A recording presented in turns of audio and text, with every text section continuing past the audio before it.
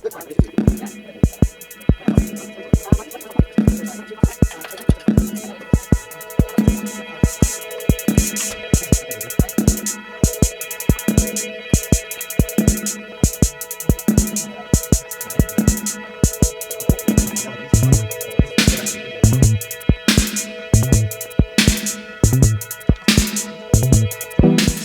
games? Well, because games are really fun. They're really engaging and immersive. Games are quite hard and can be frustrating, and people can be losing a lot and failing, but they keep spending a lot of time doing it. Not just video game, actually. So I'm particularly interested in this series. I'm particularly interested in tabletop games, so card games and board games, and they've been enjoying what people call the golden era of board gaming. And the reason these are really good to think about is because those games are designed for small groups of people, very much like the groups we have in class. So if you divide your class into groups of 4, 5, 6 students, that's the experience that a lot of game designers are thinking a lot about. What would you say are some of the educational benefits that are specific to using game design?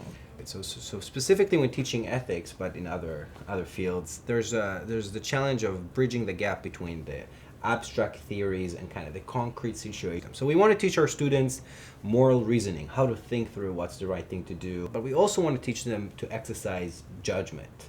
So exercising judgment means applying those principles, ideas to concrete situations. That's why a lot of philosophers came up with all sorts of funky hypothetical stories. Philosophers are famously obsessed with the trolley problem, in which they say basically, imagine you're standing on a train track and you can pull a lever that diverts the train. It would kill 5 or 1 individuals. Other people who teach ethics revert to using case studies. So they say, imagine you were Edward Snowden. What would you do if you were Snowden? Would you leak those documents? Using game design principles kind of turned our attention to what a lot of teachers have been thinking about, which is situated learning. So it's the idea that you can teach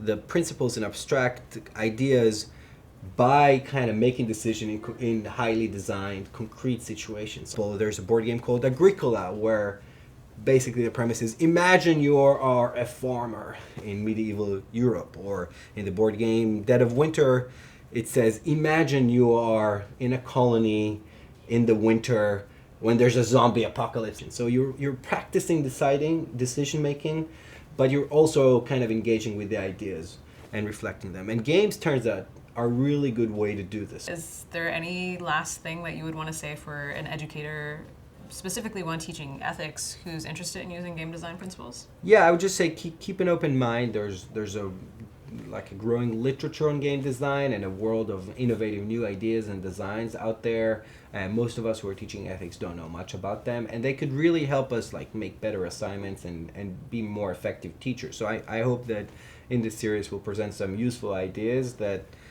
could be integrated into people's teaching. Great. Thank you so much. Thank you. Happy to be here.